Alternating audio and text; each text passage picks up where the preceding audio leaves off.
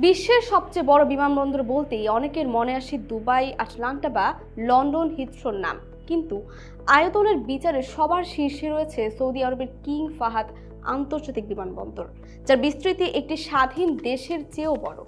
Saudi আরবের পূর্বাঞ্চলীয় শহর দাম্মামের কাছে অবস্থিত এই বিমানবন্দরটির আয়তন 776 বর্গ কিলোমিটার।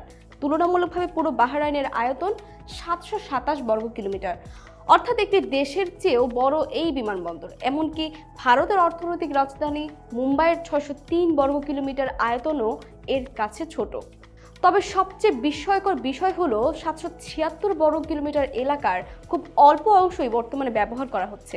টার্মিনাল ভবন, রানওয়ে, ট্যাক্সিওয়ে এবং অন্যান্য কার্যকর অবকাঠামোর সীমিত জায়গা জুড়ে নির্মিত হলেও বাকি বিশাল এলাকা ভবিষ্যৎ সম্প্রসারণের জন্য সংরক্ষিত রয়েছে।